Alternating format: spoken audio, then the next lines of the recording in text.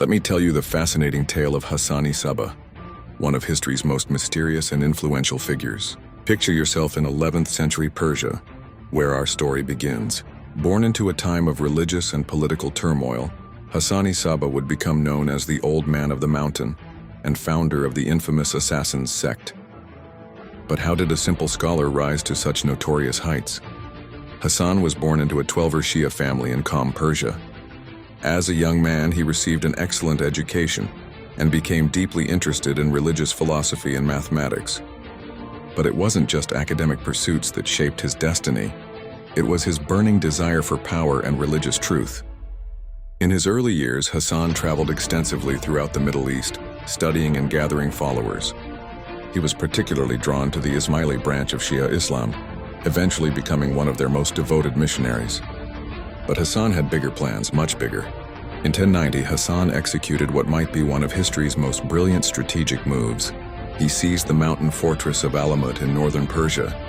Now you might wonder, what's so special about a mountain fortress? Well, Alamut wasn't just any fortress, it was practically impregnable, with its towering heights and treacherous approaches. From this eagle's nest, Hassan built something extraordinary, a network of devoted followers who would become legendary throughout the medieval world. These were the assassins, or as they called themselves, the Nizari Isma'ilis. Their reputation for carrying out precise targeted killings of political and religious leaders made them feared throughout the Islamic world and beyond. But here's what's really interesting.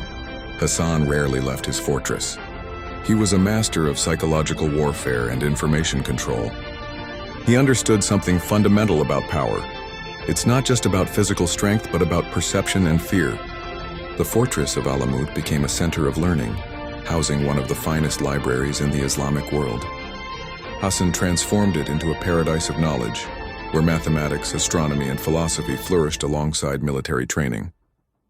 Perhaps the most intriguing aspect of Hassan's legacy is the legends that grew around him and his followers. Tales spread of gardens of paradise within Alamut, where young assassins were supposedly drugged and shown visions of heaven to ensure their loyalty. While many of these stories were probably exaggerated by his enemies, they show just how deeply Hassan's influence penetrated the medieval imagination. Hassan ruled his domain for 35 years until his death in 1124. During this time, he never once left Alamut, dedicating himself entirely to building and maintaining his power structure. His creation, the Assassins, would continue to influence Middle Eastern politics for over 100 years after his death. What makes Hassan's story so remarkable is how he created power from seemingly nothing. Through careful planning, strategic thinking, and an understanding of human nature, he built an organization that would influence history for centuries to come. The legacy of Hassan-i Sabbah continues to fascinate us today.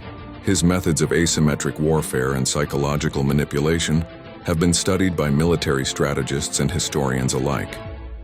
In many ways, he was centuries ahead of his time in understanding how to wield power through fear and reputation, rather than just brute force. His story reminds us that true power often lies not in the sword, but in the mind.